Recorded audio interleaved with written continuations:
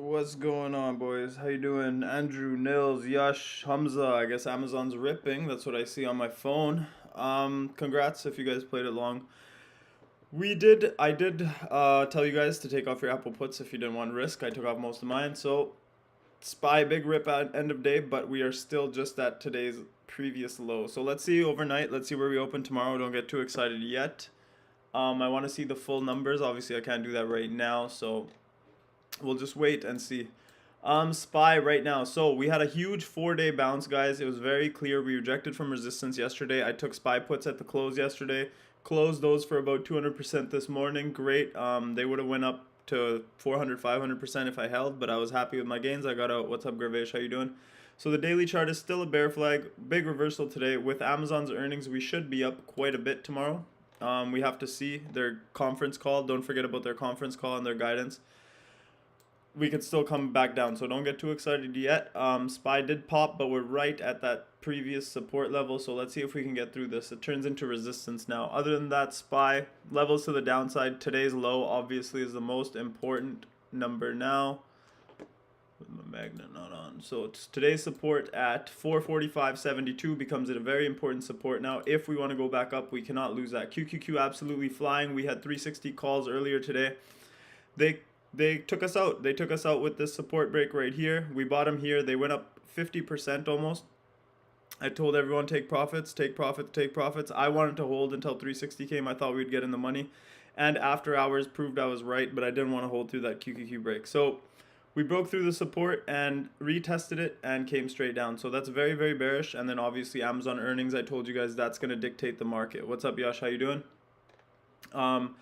Other than that, let's see where we open tomorrow. Right now, I can just tell by QQQ that Amazon smashed big. They probably beat estimates by a lot. Other than that, let's check it out. XLF super weak today after being strong yesterday. It was holding up ES yesterday with the strength. Today, we turned back weak on XLF, which brought down SPY. So SPY was actually able to get some downside today because XLF was weak. Okay, guys? Yesterday, XLF was holding us up even though tech was weak. IWM, again, the weakest sector. If you want to short, I would stick to this one just because it's the weakest. Death cross on the daily, 50-day cross on the 200-day. We're just kind of bear flagging out down here. This would be the pattern I'm watching on IWM. If you want to take farther out puts, I would wait for the top of this channel here. Other than that, this is the weakest sector by far. Small caps are getting destroyed. Until that turns around, I will stay the same. NQ, this is the support I was talking about, guys. So we held it right here. This is where I went in calls. The calls, QQQ calls went in 225 all the way up to 3. Missed my sell at 3. I had a sell order at 3. It went up to 3, ask, 299 bid, and it didn't want to fill me for some reason. Then it came back down. I waited for hours and hours and hours, and then decided to break down, and I lost 5 cents per contract. Tiny loss. I don't care. My play was there. I'll always take this play. It was off my support. It just didn't want to go today. After hours, it showed why. Probably they wanted to suck all the bears in here. They probably sucked so many people in puts here, and now they rip it after hours, so to screw the retail traders. So that's what they usually do, as I told you guys many times. Usually when everyone's expecting one thing, they're all on one side of the boat tips the other way over, right? So it's just how it goes. I hope you guys didn't take too many puts. I definitely didn't. I scaled out most of my Apple puts at close there as well, like I told you guys in the group. Other than that, ES, we're kind of broken here. Obviously, Amazon earnings will help, but still the pattern overall, we're still below like some key resistances, guys. As long as ES is under 45.60, 45.80, and 45.90, ES is bearish. So if we stay under here, if we test back at 45.80 and reject again, we're going to come test these lows again. If we get through this and hold, that's when you start getting really bullish. Other than that, nothing there. The VIX. So what we have on the VIX here is we came down, we tested the 50-day moving average. We actually closed below it for one day.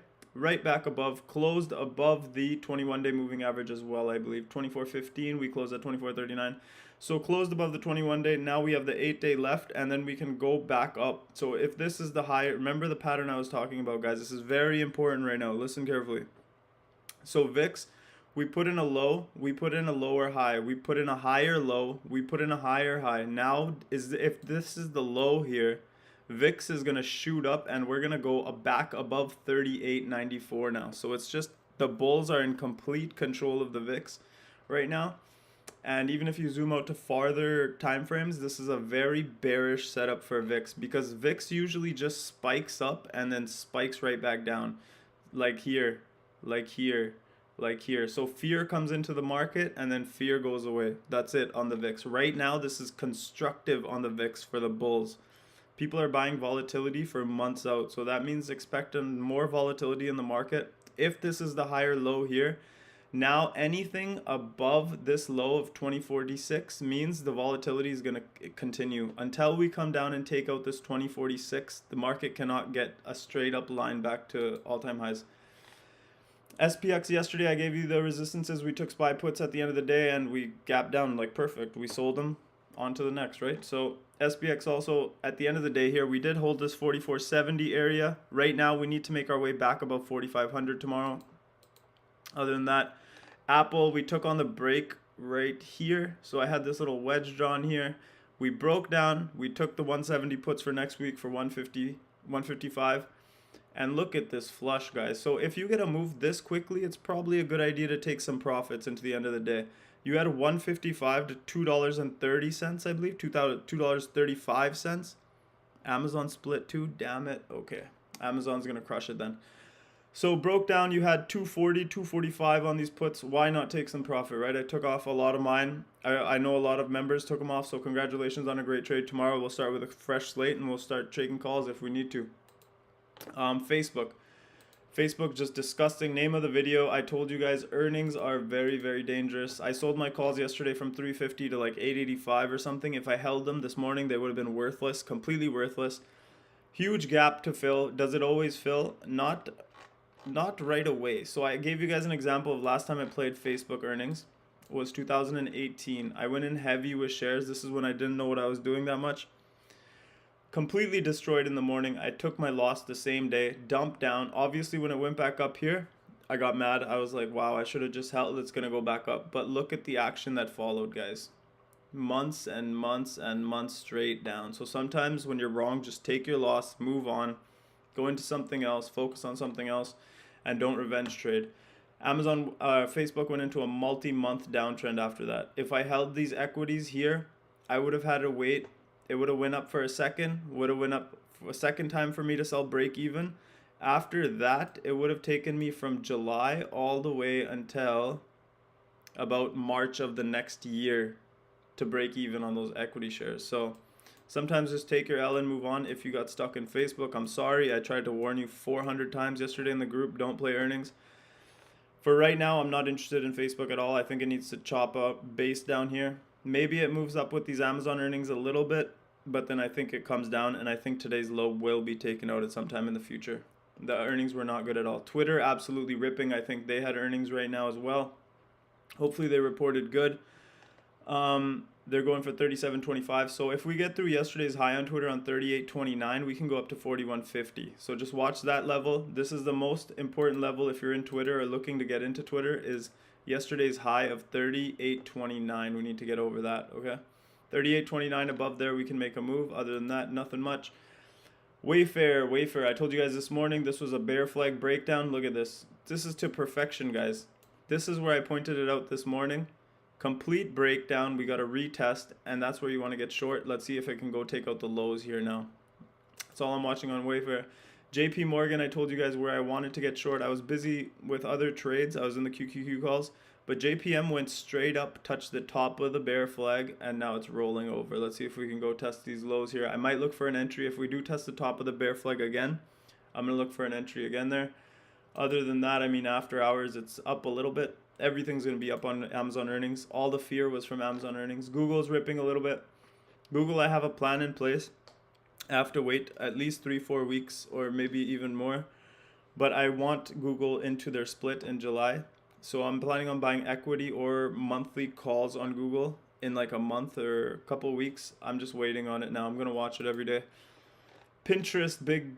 I know a lot of people are holding calls. Congratulations, is up at 27.30. I don't know if this is just off Amazon results or if they actually released already. Let's see where we open in the morning, guys, because this post-market action can be correct or not correct. Let's see. Nvidia's up as well off those Amazon earnings. Not a surprise there. Nvidia, I think they crush earnings when they report. It says Feb 16th. I'm not sure when the earnings are. I still have a few of those March 300s.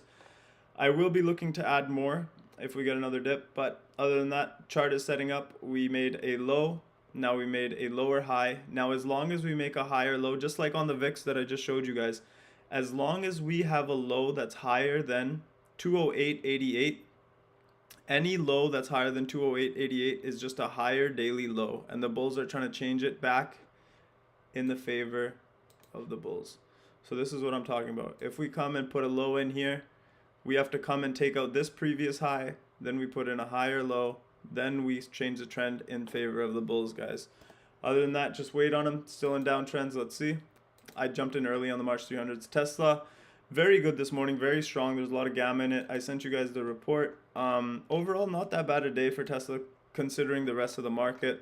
We didn't even go back to where we opened today, but this is definitely not bullish, but it's not too bearish either. What do I mean by that? We ripped up, we came down. If this was bullish, we would have stopped around here. Consolidation would have been around here. We don't want to see more than 50% consolidation ever on a bull flag. This thing gave back almost all the gains, but obviously Amazon's all that matters right now to it. Let's see what Amazon is doing. Big rip. You guys seen all over Twitter. Everyone's bearish. Like I said, I didn't want to play it either way just because I wasn't confident either way. But if you do have calls, congratulations. Everyone that took Amazon puts for $29, $25, $35, $40, they're all screwed, completely useless now. Everyone that took calls, let's see where they open up in the morning because they did add a lot of IV in them. Basically, if you have a strike over, if we open right here, basically if you have any strikes over 3,200 on Amazon, you're pretty much screwed tomorrow unless we open above 3,200 because they added so much premium into those calls. So any calls from 2,800 to like 3,000, you're going to get paid so nicely tomorrow because you're in the money. But anything way higher than that, you're screwed. So congratulations if you played it. I'm better off not playing them. I don't play earnings. I've learned my lesson plenty of times on these. Maybe a small lotto here and there, but other than that, I will ignore it. And thank you guys. Congratulations if you played. Congratulations if you made money today. All winners today, almost every single play. T crushed Tesla. We hit the QQQ. I hope you guys took profits. Apple, we crushed at the end of the day. And if you're holding too many puts, I mean, that's on you. Congratulations, and I will see you guys tomorrow.